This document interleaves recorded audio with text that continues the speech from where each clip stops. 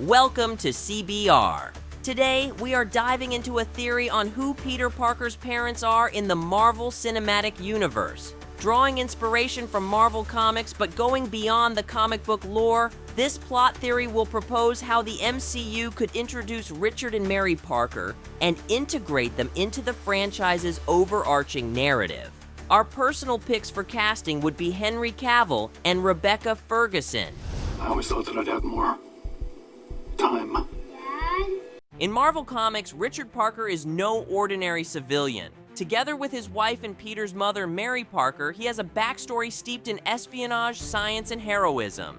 Richard was an agent of S.H.I.E.L.D., a skilled scientist, and in some versions, a collaborator with other prominent figures in society like Tony Stark. In some iterations, Richard Parker was involved in scientific research related to the super soldier serum, linking him indirectly to Captain America and other MCU stories. Other versions of his story in the comics suggest Richard had a history with Oscorp and planned for his son to be genetically modified to be easily adaptable to the spider bite. These narrative threads offer Marvel Studios plenty of opportunities to craft a compelling backstory for Peter Parker's parents in the MCU. Nothing!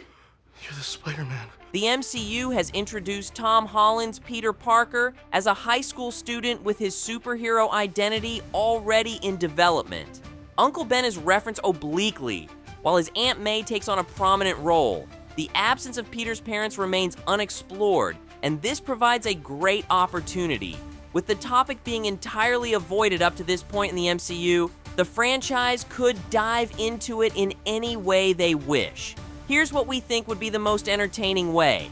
Considering Marvel's ability to recontextualize character histories, a Spider-Man prequel focusing on Richard and Mary Parker could be a spy thriller that tells the story of how they planned for their son to become Spider-Man all along. That would bring a fresh perspective to Peter's story within the MCU, as this side of his family history has also never been explored in all the movie adaptations so far. In this theory of a spy thriller prequel to the current Spider-Man franchise, the story begins with Richard Parker's recruitment into S.H.I.E.L.D. as a star trainee. It's at the training program that Richard meets Mary, Peter's mother. They quickly become an unstoppable duo, becoming involved both professionally and romantically. A few years later, after already being married and having had Peter for 2 years, they find themselves in the most difficult mission of their lives. I'm guessing it has all the proof you need. Richard and Mary Parker's final mission takes audiences deep into the shadowy world of espionage. As senior agents of S.H.I.E.L.D. now, the Parkers are assigned to oversee a covert research program that merges cutting-edge genetics with advanced military applications. This program was initiated by Richard, who believes his work can create enhanced soldiers capable of defending the world against alien threats.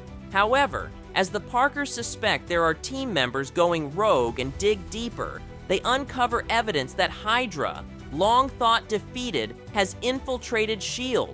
As Richard and Mary slowly unravel the extent of this infiltration, they become embroiled in a battle to protect their work from falling into the wrong hands.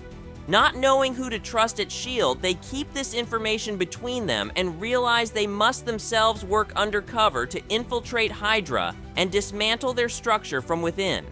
Facing uncharted territory, they must make sure their 2-year-old son Peter is safe before fully immersing themselves in their undercover identities. If you spot something like that happening, you turn and you run the other way. Yeah. While Richard and Mary work, Richard's brother and sister-in-law, Ben and May, are the ones who babysit Peter. That's because Ben is in early retirement from work due to an illness that reduces his life expectancy. May has quit her job to stay with him in his final years, and Peter's parents help them with their cost of living in return for their babysitting. In an emotional sequence, Peter's parents ask Ben and May to stay with Peter full-time for a while until they can neutralize a dangerous situation and make sure the family is safe. Despite being confused by the lack of details, thinking Richard and Mary work in sales, Ben and May support them and accept the responsibility by stealing the identity of top-ranking Hydra officials, using masks with a technology that perfectly mimics a person's features and voice. The couple discovers Hydra plans to weaponize Richard's research, turning it into a tool for global domination. The discovery forces the Parkers to make an impossible choice. They could stay and fight from within, risking having their identities revealed, which would directly impact Peter's, Ben's, and May's safety. Or they could go rogue, completely destroying their research and evidence with them so that neither S.H.I.E.L.D. or Hydra can ever use it. They choose the latter, setting off a chain of events that changes Peter's life forever. Do so at any cost. Before going on the run to destroy their work in a faraway location, where it would be harder for the remains to be found and reused, they pay Peter one final visit and inject him with the substance Richard had been working on for all these years. It makes a person's genetic material adaptable to the changes caused by the sting of a genetically modified bug or animal, which is how Richard planned for superpowers to be developed in the future. Envisioning a wide array of superheroes with powers that mimic the natural traits of spiders, moths, eels, and other animals, Richard also leaves a genetically modified spider loose in Ben and May's home, stating that, if it's meant to be, the spider will bite Peter. The tension between the couple grows as the pressure mounts. Mary agrees that it's better for Peter to have powers to protect himself and their uncle and aunt, but she still deeply worries about Peter's future. We may as well be making him a target, she argues. Did you see his face? He's never gonna understand. Mary, we've been through this. Richard and Mary leave the country with all the materials to be destroyed. Reaching a warehouse at an undisclosed location, they manage to incinerate most of what they have. However, they are caught. A group of Hydra agents managed to decode their encrypted files within S.H.I.E.L.D., and a couple of agents had been following them in their travels. Realizing that they haven't yet destroyed all the vials of the substance Richard created, and all their effort may have been in vain, Mary tells Richard it's time for Plan B, a sacrifice. Once the Hydra agents are close enough to the Parkers, Mary presses a red button on a device she'd been carrying in her pocket. A giant explosion bursts through the warehouse. The explosion that destroys the facility also marks the end of Richard and Mary Parker's lives. Remember, with great power comes great responsibility. 10 years later, Uncle Ben is in his final days. May and Peter feel grateful that they have had more time with him than what was previously predicted for his illness. Peter, now 12 years old, still believes his parents will come back to pick him up one day when their work is done. In his final breath, Ben asks May to tell Peter that Richard and Mary are not coming back, as he can feel his brother's presence now that the time of his own passing has come. Meanwhile, the audience learns that the spider is still alive after all these years due to the modified genes and living inside their home, but hasn't yet bitten anyone. That changes when Peter is suddenly bitten by it when cleaning up his bedroom. Although the most famous version of Spider-Man's origin story happens in a school field trip at Oscorp when he is a little older, the fact that the MCU has never explained how Tom Holland's Peter got his powers would make this prequel a perfect opportunity to surprise fans with some new Spider-Man lore. Such a project could be developed as a Disney Plus series, allowing for a detailed exploration of Richard's and Mary's characters. By mixing the couple's comic book background with original information for the MCU, and finally, providing an origin story for Spider-Man in consequence, this prequel could deepen Peter's universe and better explain some confusing parts of the MCU Spider-Man lore. Fans often notice how this version of Peter has never explained how Uncle Ben died, for example. It's possible that Marvel Studios has carefully crafted their Spider-Man to leave room for such projects in the future.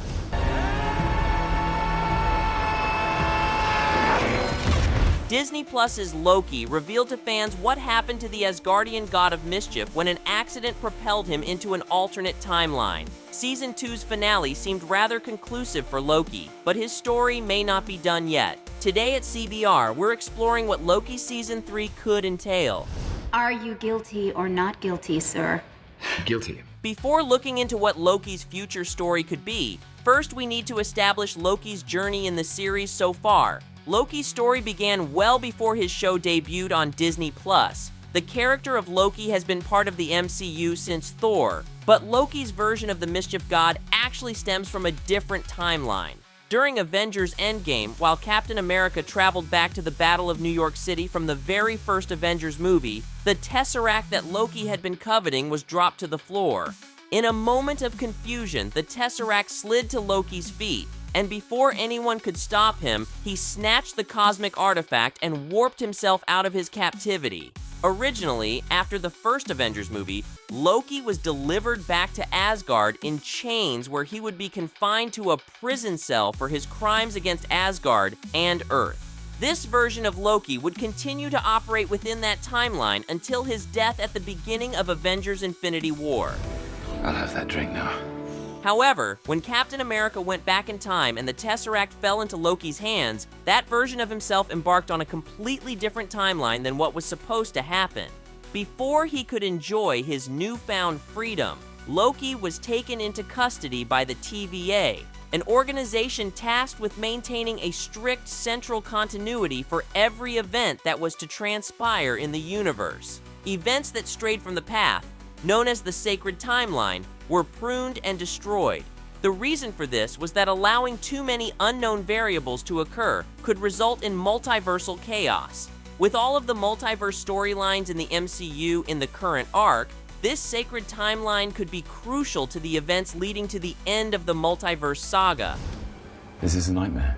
As Loki became integrated into the TVA, he learned of a dangerous individual that was hopping between timelines. This individual was a wild card the TVA needed brought to justice, and so, with the aid of a TVA agent, Loki set out to find them.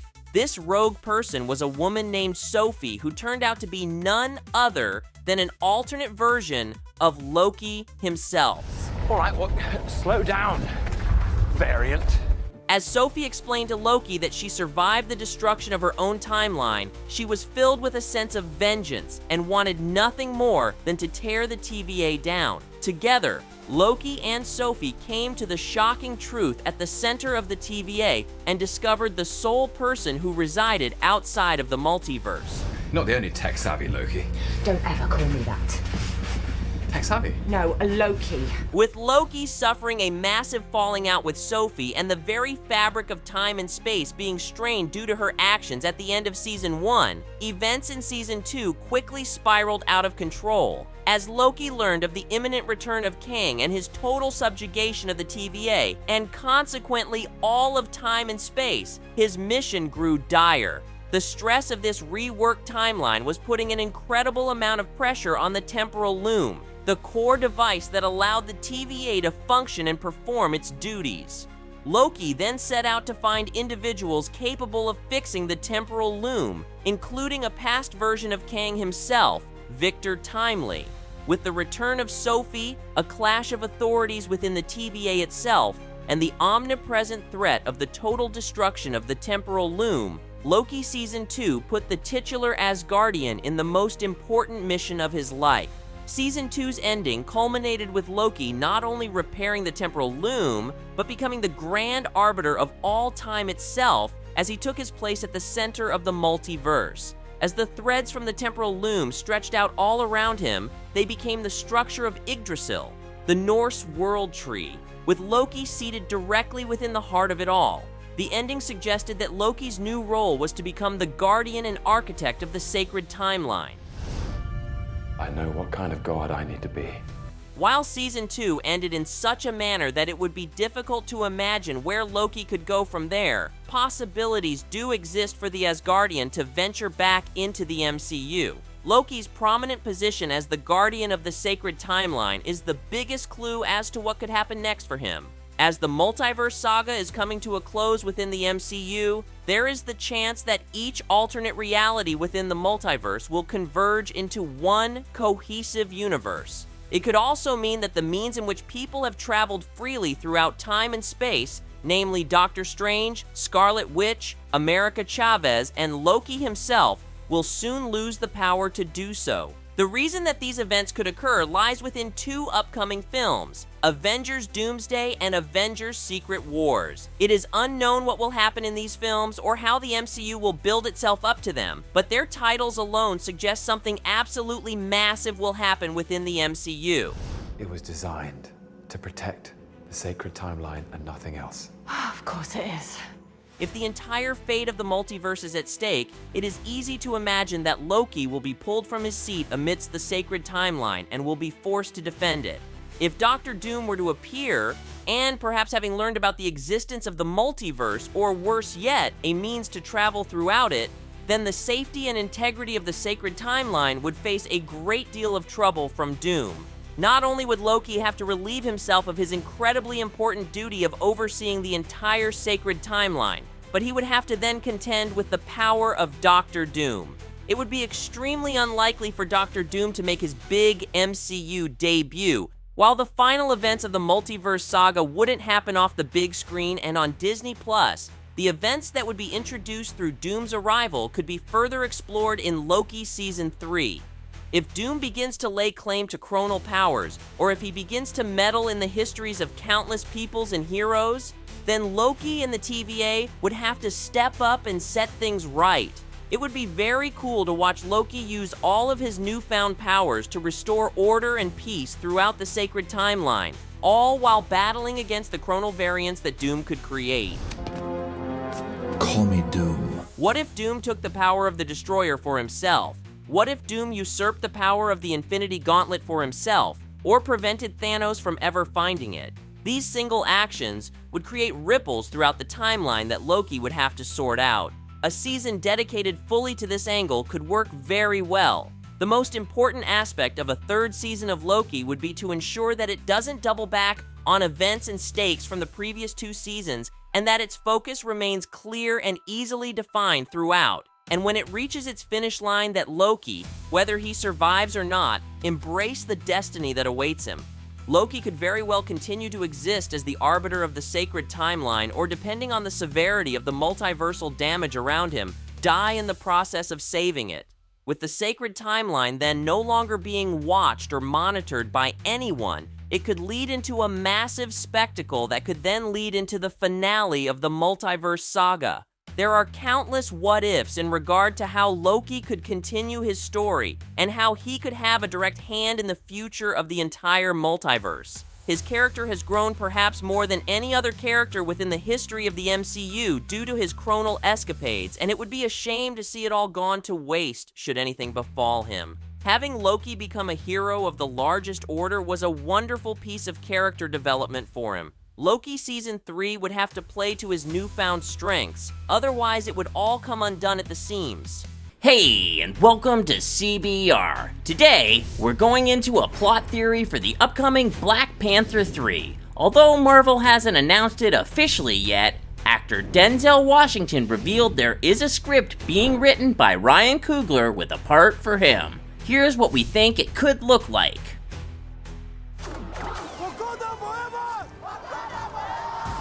This movie could be about Wakanda versus Latveria, and be called Black Panther Doom War.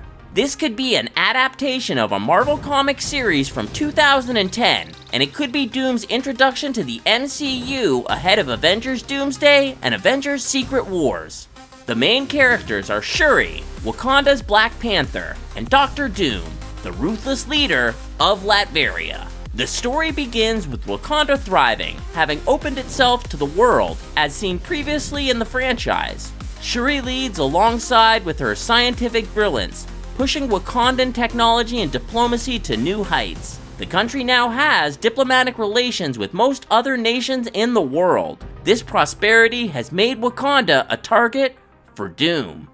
Although Latveria hasn't been explored in the MCU yet, comic fans know that the country has the reputation of being extremely advanced in its technology, but isolated from the world. With the secret of Wakandan's vibranium being out, Doom is planning on invading Wakanda and stealing all the vibranium they have. Doom views the rare metal as the ultimate key to his plans for global dominance. He believes he is the only one capable of responsibly wielding advanced technology in the world. Once again, Wakanda will have to face an international crisis as their resources are targeted. I won't ask a second time. Doom begins his campaign subtly. Using Latveria's international clandestine resources, he sows division within Wakanda by secretly supporting a Wakandan faction known as the Desturi.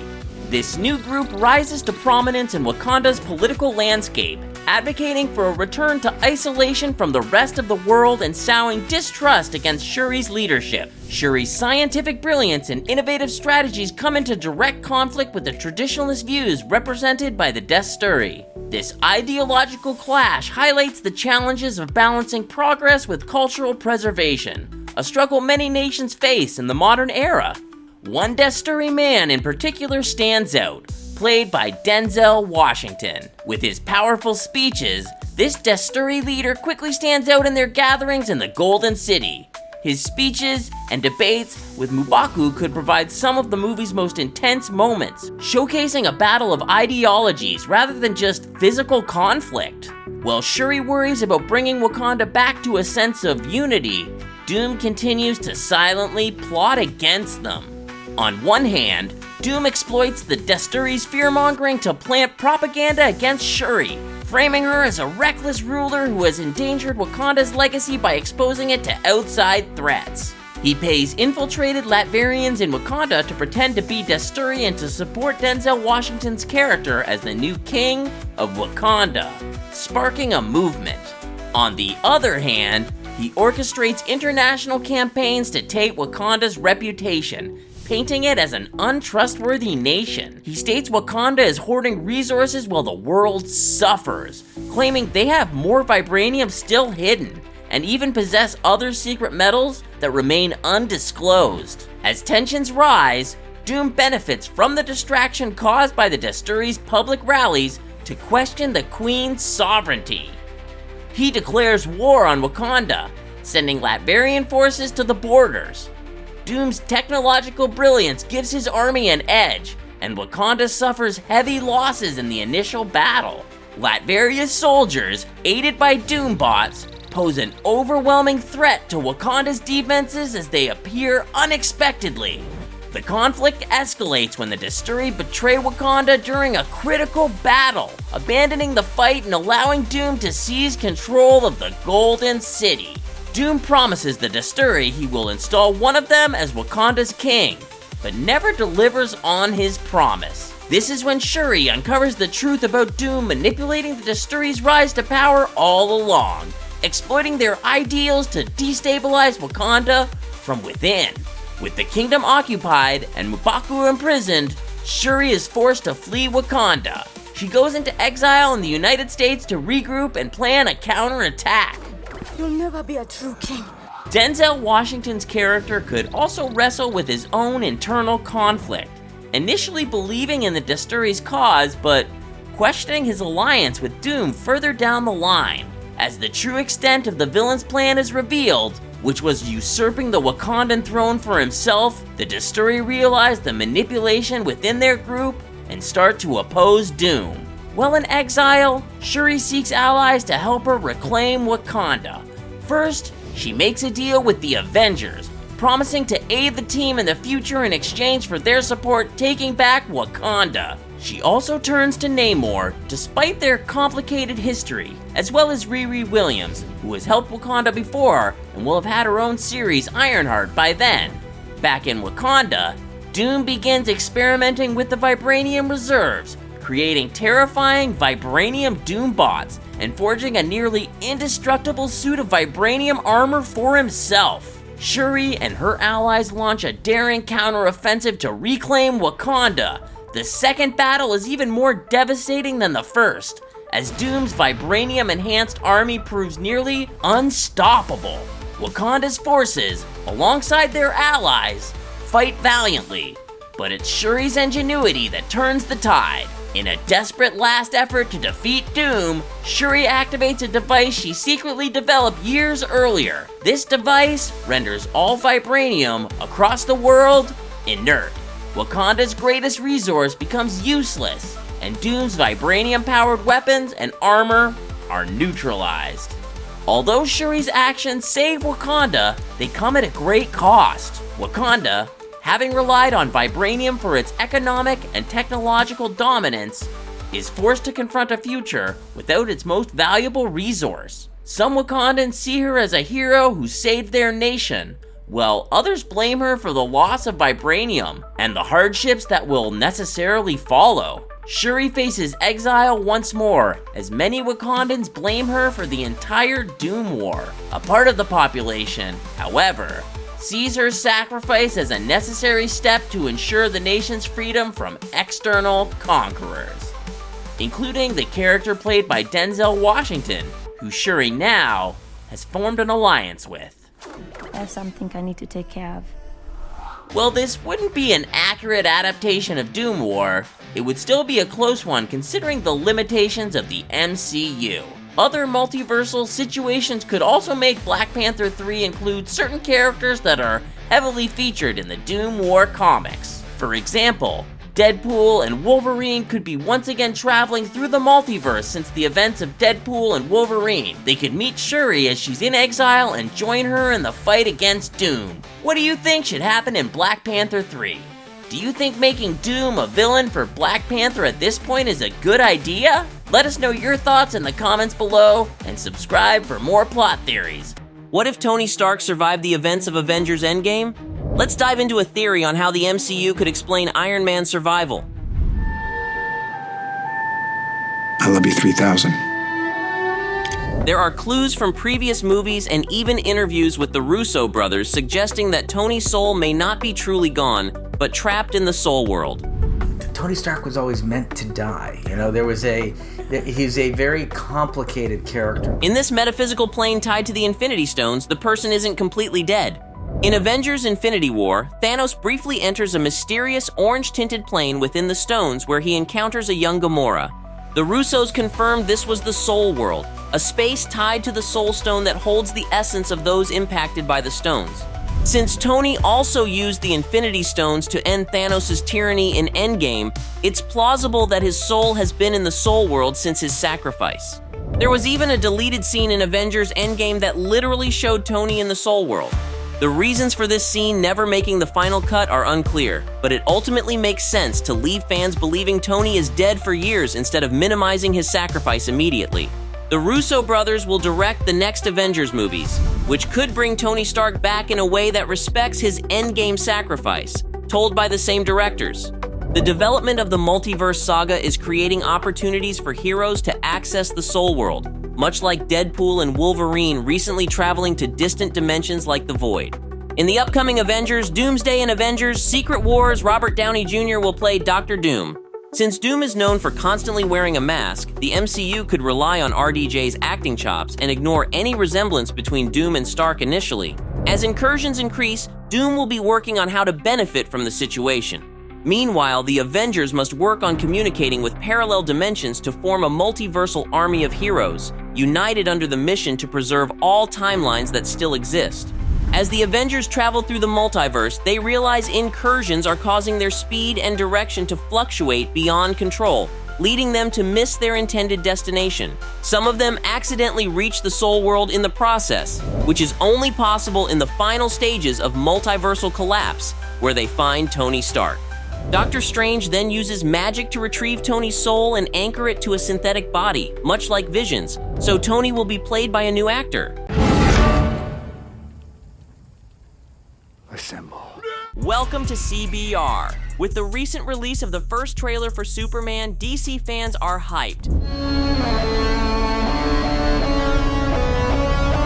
This film will mark the beginning of James Gunn's DCU, and the fandom is hopeful it will be the first of many great adaptations of DC Comics, especially after the DCEU fiasco. So far, Gunn has revealed very little about Superman. Fans know about its incredible cast, including David Corenswet, Rachel Brosnahan, and Nicholas Hoult. And the director already commented that the film will take inspiration from Grant Morrison's All-Star Superman, but there's very little information about the actual plot. The new teaser finally has some answers. The first thing that comes to mind when watching this trailer is that this film won't be an origin story. Keen-eyed fans probably noticed Kal-El kisses Lois both as Clark and as Superman, which means the old secret identity conflict may not be a problem at all. Superman may take place a little after Clark comes out as Superman. The film won't take time to explore his identity crisis, but whatever comes after it. The teaser shows that the movie takes place in a world where superheroes are the norm.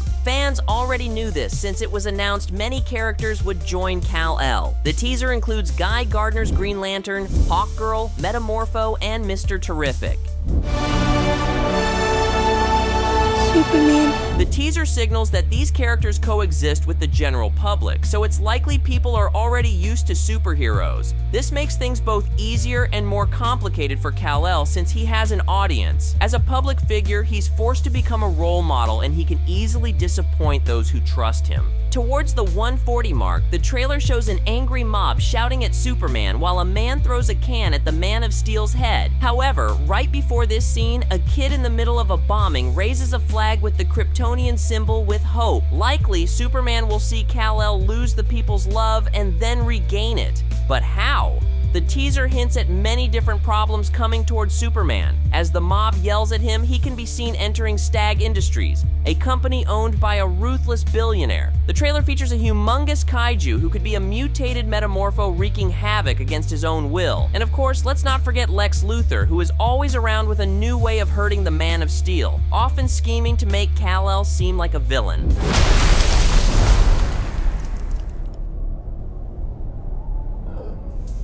Any of these threats could do, but fans know the Man of Steel will rise above them. Are you excited about Superman? Let us know in the comments. Welcome to CBR. Today, let's get into another interesting theory for the plot of Spider-Man 4.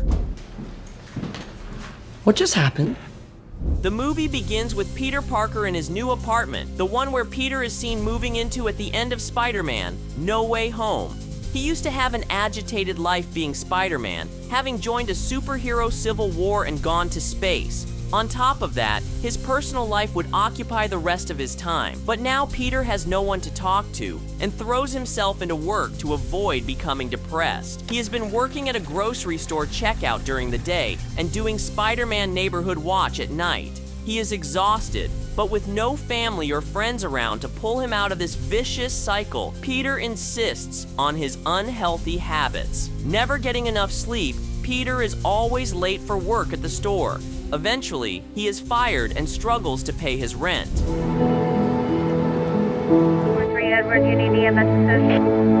Desperate to make ends meet, this is when Peter takes a job selling pictures of Spider-Man to the Daily Bugle, a newspaper run by J. Jonah Jameson. This new job puts Peter in a contradictory position, as Jameson is set on creating a smear campaign against Spider-Man, labeling him a criminal. At the newspaper, Peter meets another photojournalist called Eddie Brock. Pack your things. Get out of my building. I was just You're fired! Fighting crime on the streets of New York, Spider-Man meets Black Cat. He stops her during a heist to free her father from prison, a crime boss in the city. At the same time, he relates to her justification for acting illegally: loneliness. Spider-Man makes a pact with Black Cat. He agrees to not taking her to the police. His condition is that she must step away from crime and join him in the Neighborhood Watch. She has no choice but to accept at first, but seems to be influenced by Spider-Man over time and starts to genuinely enjoy protecting the city. Without knowing each other's real identities, Spider-Man and Black Cat begin to fall in love. Still traumatized from the consequences of No Way Home, Peter struggles to open up despite valuing the presence of his new crime-fighting partner. Their relationship is complicated by their differing values. Black Cat has a thrill-seeking, morally ambiguous nature that contrasts with Peter's sense of responsibility. Their brief romance ends amicably, and Black Cat promises they will see each other again one day. Felicia! Surprising, Dr. Doom makes an appearance in the second act. He visits the United States from Latveria, looking for recruits for a secret project. One night, Spider-Man is cornered by Doom and his futuristic robot henchmen. Influenced by documentaries made by J. Jonah Jameson, he sees Spider-Man as a potential ally to change American culture from within. Doom thinks Spider-Man has ties to the New York City criminal underworld. Once Spider-Man denies his invitation to join Doom's secret crew, Doom reveals that he will have to kill him now that he knows about his plans. The conflict escalates, with an army of Doombots sent to take down Spider-Man. Black Cat reappears, after hearing rumors that Spider-Man was in danger and helps him fight Doom. But seeing how powerful he is, the duo decides to fake Spider-Man's death, and Doom stops his attacks. Sad news tonight. The hero known as Spider-Man has died.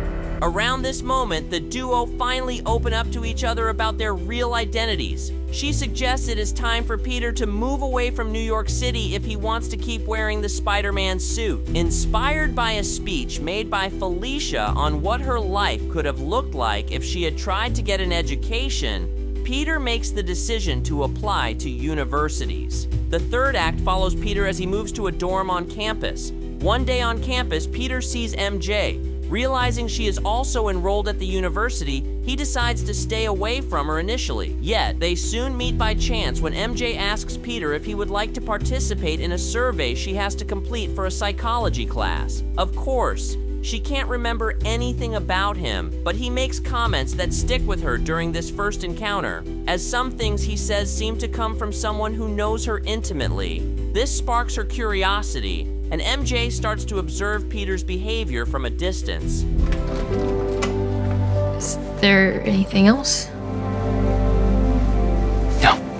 Meanwhile, Eddie Brock carries on a life he absolutely hates. Although the ending to Venom 3 is ambiguous, Spider-Man 4 could reveal Venom is still alive. While his main body is trapped in Clintar with Null, there is a part of him left on Earth 616 from that time. Tom Hardy's Eddie and Venom spontaneously traveled the multiverse. Through the symbiote hive mind, Venom manages to reactivate this piece of him on Earth 616. Transferring his consciousness to this fragment to escape Clintar, he begins to look for a host and finds 616's Eddie Brock. Although this is not his old friend played by Hardy, there are some similarities between the two that make Venom become interested. Now bonded with Venom, Eddie tries taking pictures of himself and selling them to the Daily Bugle. But Jameson is not interested in other superpowered personalities. He's completely obsessed with Spider-Man. He is now printing news and rumors about Spider-Man not being actually dead. So, desperate for money at the time, Brock decides to find Spider-Man. Everything changes when Eddie Brock appears on campus looking for answers. He is convinced Peter is Spider-Man, seeing how Peter quit his job at the newspaper and Spider-Man disappeared from New York City at the same time. Eddie notices how MJ has been following Peter and approaches her with a proposition. He tells her he thinks Peter has a secret identity and that the truth would be revealed if there was a crime to be stopped on campus. He convinces MJ to help him fake a robbery outside Peter's dorm. The plan works, and Spider-Man comes out to save MJ from what he thinks is a crime. However, something goes wrong. Venom and Eddie are out of balance, and the symbiote constantly reiterates how his bond with this Eddie is not as strong as what he had with the Eddie from the other universe. Being bad, it makes me happy. During the fake robbery, Venom recognizes Spider-Man from the first time he visited the main timeline. Intrigued by the hero, Venom jumps out of Eddie and bonds with Peter. Confused by the experience, Spider-Man disappears into the dark night. The next day, MJ notices that Peter is nowhere to be found either, further suspecting there is indeed a connection between him and Spider-Man. The film ends with Felicia Hardy being woken up in the middle of the night by bangs on her window. When she opens it, a debilitated black suit Spider-Man enters. He asks for her help finding food for the alien living inside him. Black Cat is worried because she knows this is not Peter's true nature, but ultimately takes him to a place she had discovered to be where some criminals gather. Peter kills them all, and Venom eats their heads. A post-credit scene can show Doom discovering Spider-Man faked his death, promising to teach him to respect him in the future. I saw a different future for us. And this is how Spider-Man 4 could connect Venom to Spider-Man, bring back MJ, and introduce new characters like Black Cat and Dr. Doom. Yeah, just call me back. It's Peter Parker. Hello, and thanks for joining us here at CBR. It's no secret that Deadpool and Wolverine was a huge success, featuring cameos galore and more multiversal mayhem than any other MCU film up until this point. A sequel is a no-brainer, and we're here to take a closer look at how it will all unfold. It means I'm an X-Man. I am the X-Man. Throughout Deadpool and Wolverine, several mentions are made about Thor's tears. The moment in question has Thor holding a dying Deadpool in his arms, presumably after a battle that audiences never get to see play out. The scene suggests that Deadpool can rise to a prominent position within the MCU, and will ultimately receive a fitting send-off for his character. Fuck off! No more reversals of fate, just a final arc that will properly retire the character. In tone, the frequent mentions to Thor are tongue-in-cheek, but suggest another follow-up story to the hit crossover team-up flick. And what is that? Is that me? Is that Thor? Ultimately, Deadpool won't be around forever. Looking at the facts, it was years before the MCU finally embraced Deadpool's R-rated humor and fourth wall-breaking antics. Suck it, Fox. I'm going to Disneyland.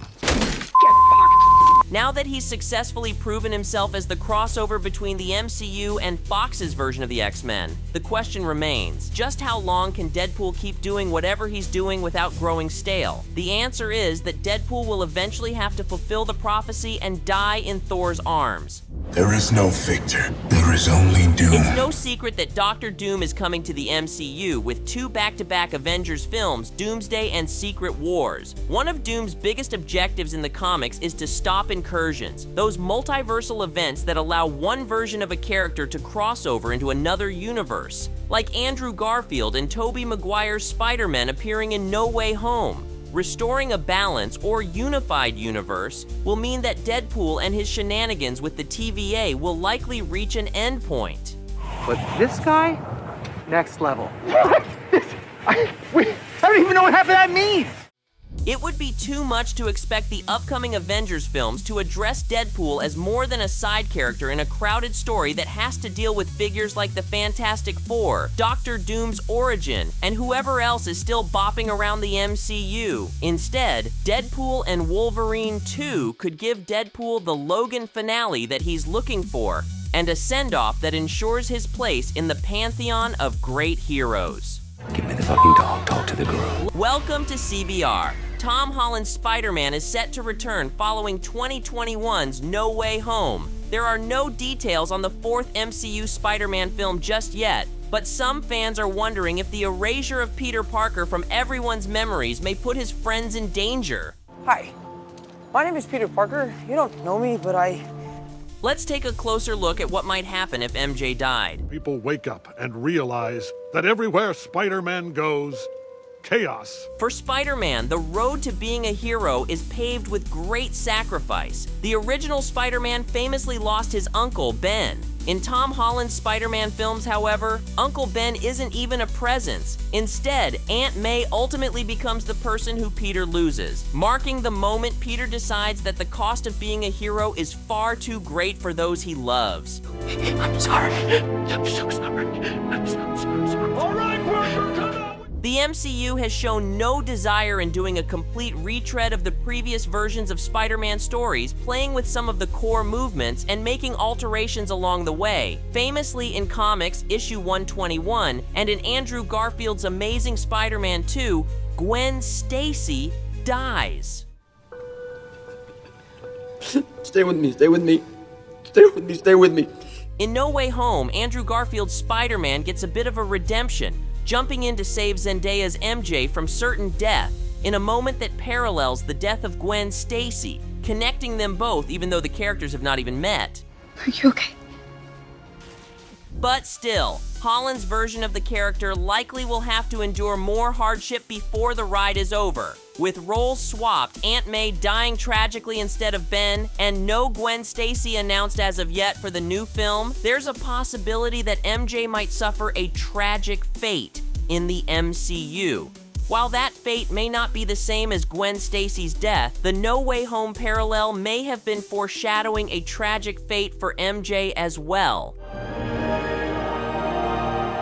With the untitled Spider-Man 4 currently in pre-production due to be released between Avengers, Doomsday, and Secret Wars, something big will have to happen to Spider-Man to justify Peter Parker's participation in the final film of the multiverse saga. Peter believes that if he makes good on his wish to have MJ and the rest of the world forget that he's Spider-Man, then no direct harm will befall the people he loves. However, the MCU is a dangerous place, and the people Peter loves could still be in danger from other threats, especially since New York seems to be a popular target for supervillains. Peter also could possibly find a way to undo all of his efforts, and once again put MJ and even Ned in danger.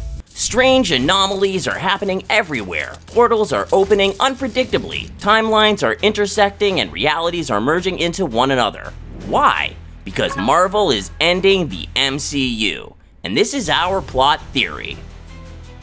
Doctor Strange, while delving into arcane studies at the Sanctum Sanctorum, senses a cosmic imbalance. Unprecedented energy surges disrupt the natural order, and ancient texts foretell a convergence of realms. Meanwhile, Spider-Man swings through New York City only to find landmarks from alternative timelines appearing and disappearing. In Wakanda, Black Panther witnesses the sudden manifestation of unknown technologies. The Guardians of the Galaxy encounter rifts in space leading to bizarre, uncharted dimensions. Each hero scattered across the universe experiences phenomena that defy logic. Realizing these events are connected, the Avengers reconvene. Time is running out, and they must act swiftly before the very fabric of existence unravels completely. Assemble. The hidden threat emerges. Through a journey into the quantum realm, Ant-Man and the Wasp uncover cryptic messages hinting at a higher power manipulating events. Doctor Strange, with the aid of Wong and other sorcerers, performs a dangerous ritual to peer beyond their reality. They discover the Beyonder, a being of immeasurable power from a realm beyond comprehension, is the one orchestrating this chaos. Fascinated by the perpetual struggle between heroes and villains, he decides to merge universes to create the ultimate battleground. This isn't just a fight for Earth, it's a fight for all of existence. The heroes discover that their foe views their entire reality as a mere experiment. Assembling the ultimate alliance. Realizing the magnitude of the threat, heroes from every corner of the MCU come together.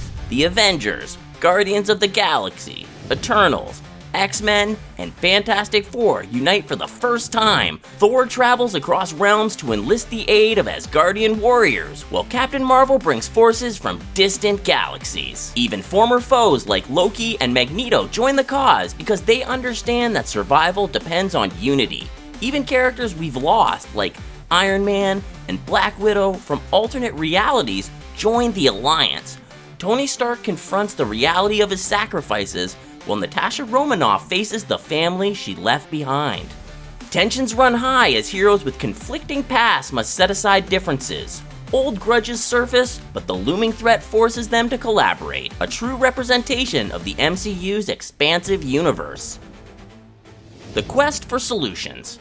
To confront the Beyonder, the heroes embark on multiple quests, seeking knowledge. Doctor Strange leads a team, including Scarlet Witch and Vision, to the Library of Worlds. They hope to uncover texts that reveal the Beyonder's weaknesses. Along the way, they face guardians of forbidden knowledge and decipher cryptic prophecies. Gathering artifacts. Thor, accompanied by the Guardians and the Eternals, search for powerful relics like the Ultimate Nullifier and the Infinity Stones. Their journey takes them to the edges of the universe, battling cosmic entities and navigating treacherous realms.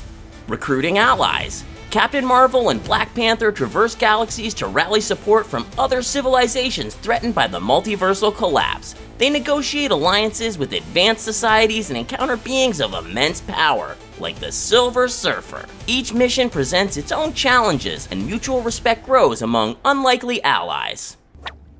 I'm Carol Danvers. Internal conflicts and revelations. Iron Man grapples with meeting alternate versions of himself. Captain America faces the moral dilemma of fighting alongside former enemies like Red Skull, who has also joined the fight out of self-preservation. Wanda Maximoff confronts the enormity of her powers, only to realize that embracing her abilities is crucial to saving the multiverse. The characters grow, evolve, and rediscover themselves in the face of unprecedented adversity. The Beyonder's Challenge. The Beyonder appears before the heroes, proposing a sinister game. If they can defeat his chosen champions, villains pulled from across the multiverse, he'll restore balance. If they fail, he'll recreate reality in his image. This sets the stage for high-stakes confrontations. Dream matchups. Spider-Man faces a symbiote-enhanced Green Goblin from another universe. Black Panther battles an alternate Killmonger who wields mystical powers. This could lead to some unexpected twists. Some villains, like Dr. Doom, consider siding with the heroes for their own reasons. The lines between good and evil blur, adding complexity to the battles and forcing characters to make difficult choices. The turning point. As the battle rages on, it's clear that brute force isn't enough. Doctor Strange realizes that to defeat the Beyonder, they must outsmart him. The heroes devise a plan to use the very fabric of the multiverse against the cosmic entity, creating a distraction. While frontline heroes engage the Beyonder's champion, a select group, including Iron Man, Shuri, and Rocket, works behind the scenes to construct a device capable of harnessing multiversal energy. Harnessing collective energy. Scarlet Witch, with her reality warping ability, teams up with other mystics like Agatha Harkness and Wong to channel the combined power of all realities. Any misstep could result in total annihilation. The ultimate sacrifice. At a critical moment, the Beyonder discovers their plan. To ensure its success, Iron Man decides to make the ultimate sacrifice. He overloads his suit to deliver a massive blast of energy against the Beyonder. The move weakens the cosmic entity, but costs Tony Stark his life, this time with no possibility of return. His final words inspire his comrades, reminding them of what's at stake and the importance of unity. The loss once again hits the team hard, fueling their resolve to see the mission through. It's a poignant moment that honors Iron Man's legacy and his role as a cornerstone of the MCU. What can I tell you? I like playing complicated characters. Restoring the multiverse. Doctor Strange and Wanda combine their immense powers to repair the multiverse's fabric. They engage in a perilous ritual that requires absolute concentration and synchrony. Realities begin to separate and return to their rightful places. The Beyonder, intrigued by the hero's resilience and selflessness, retreats to his realm, perhaps contemplating the value of humanity. Level 10. A hopeful new beginning. The world is forever changed, but hope prevails. The heroes move forward, inspired by those they've lost and determined to protect their universe. With Deadpool and Wolverine back in the limelight, there's no telling what the Merc with a Mouth will do next. With the entire multiverse at his fingertips, anything could happen. Today at CBR, we're deep diving into what hijinks Deadpool 4 might include. Welcome to the MCU, by the way. You're joining at a bit of a low point. The entire plot of Deadpool and Wolverine revolved around the fact that Deadpool was able to travel the multiverse at will, seeking out each and every version of Wolverine that he could find. While some were certainly very different from others, it proved that within the MCU itself exists all the worlds and realities created within the actual Marvel comics themselves. This opens up a wild amount of potential for what Deadpool could do next. I can fix it! Fix what? Whatever it is that you did! Whatever made you so bad! As he and Wolverine have become allies, it's extremely likely that Logan will join Deadpool on his next adventure. Giving Deadpool the means to travel the multiverse and not letting him do so is criminal, so it's possible that he might be sent back into the depths of the Marvel multiverse. The crux of Deadpool and Wolverine was that it was up to Deadpool to single-handedly save not just his world, but the fates of countless other heroes from alternate realities. I suggest you reconsider. What other worlds would need Deadpool saving?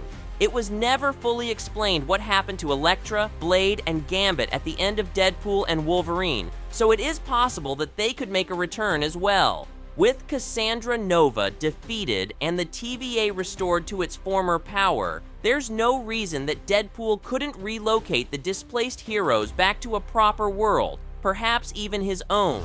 Who are you? Oh, I'm Deadpool.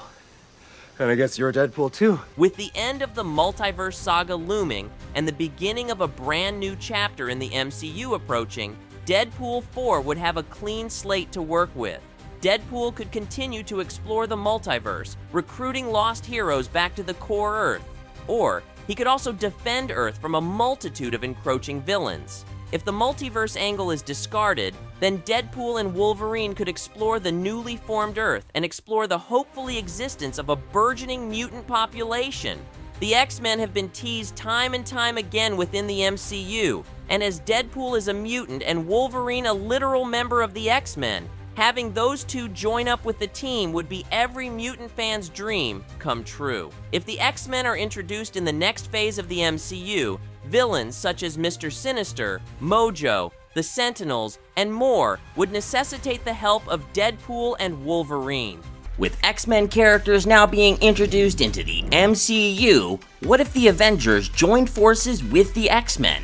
What villain could make the team up necessary? Let's dive into a plot theory for what could happen. Wanda Maximoff, your mind is being held hostage by your alternate self. Among the most interesting crossovers in the Marvel Universe is the Avengers teaming up with the X-Men. They have crossed over numerous times in Marvel Comics, although their relationship has often been complicated by ideological differences and misunderstandings. The Secret Wars event, which we already know is going to happen in the MCU, will be the perfect moment to show the very first team-up between Avengers and the X-Men in live action. So we're analyzing how a Secret Wars adaptation can focus on this iconic team-up and how the characters could interact while facing the growing threat of Doctor Doom.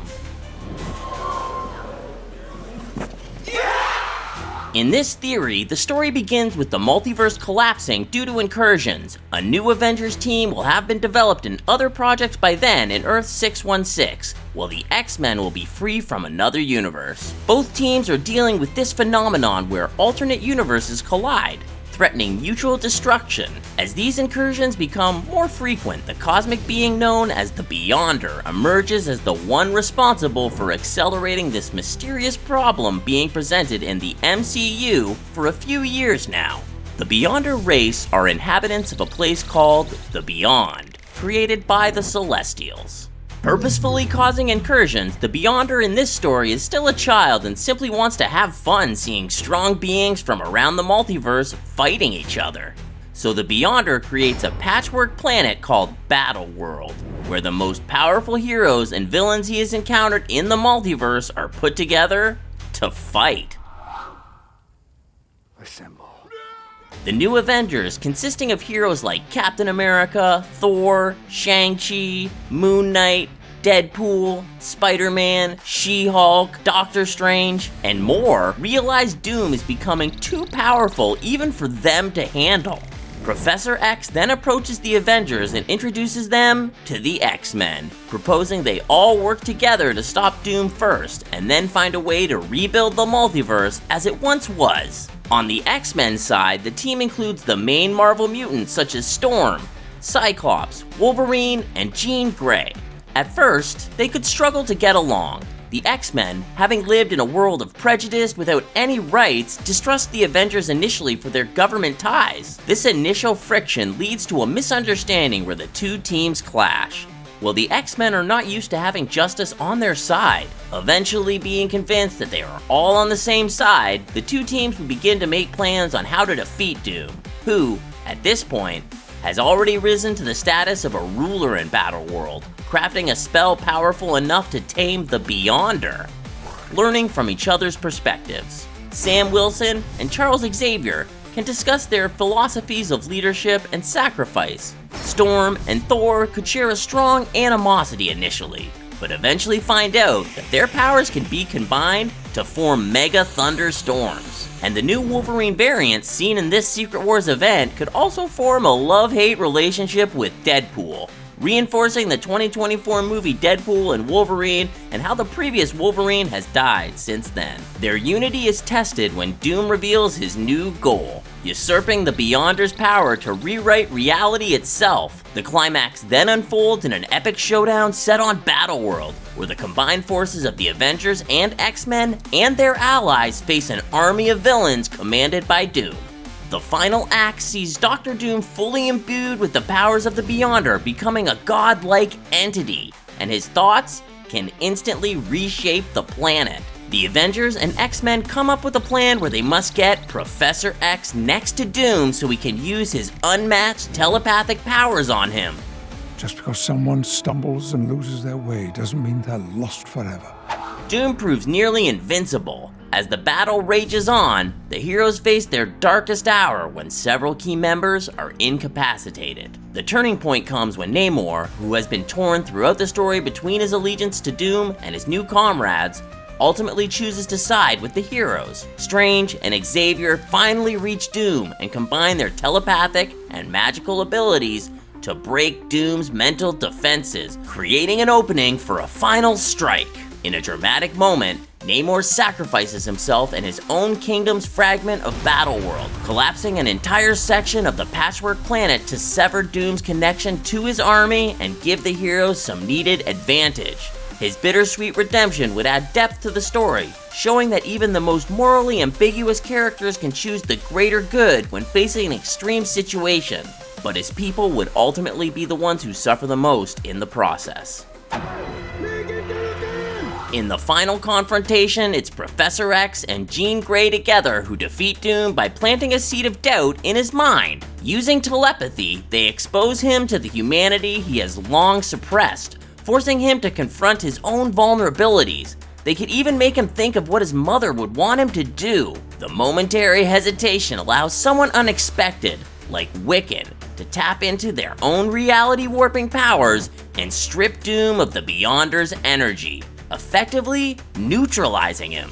With Doom defeated and the Beyonder weakened, Battleworld begins to collapse. The Avengers and X-Men work together to evacuate survivors and ensure as much stability as possible for their respective fragments of the multiverse. In the aftermath, the heroes return to their respective realities. Charles Xavier and Sam Wilson agree to keep their communication lines open, laying the foundation for future collaboration. Xavier's vision of coexistence between humans and mutants gains a new ally in Captain America. Sam could even promise to advocate for the X-Men to migrate from their universe to Earth 616, where they could be treated with more respect. And Wiccan begins to rebuild his shattered reputation after years of working under Agatha Harkness's influence. The events of the Secret Wars adaptation would ripple throughout the MCU. The Avengers and X-Men's team-up paves the way for the formation of an uncanny Avengers team in the future. For example, blending members of both groups. This story could also introduce new elements into the MCU's ongoing narrative, such as the Celestials' retribution for the Beyonders' meddling. An adaptation like this would explore themes of unity and understanding, showing how two very different teams can overcome their differences to achieve a common goal. This would be the perfect opportunity for Marvel Studios to introduce mutants into the larger MCU narrative in a meaningful way and end the multiverse saga beautifully, to then jump into a much-anticipated mutant saga.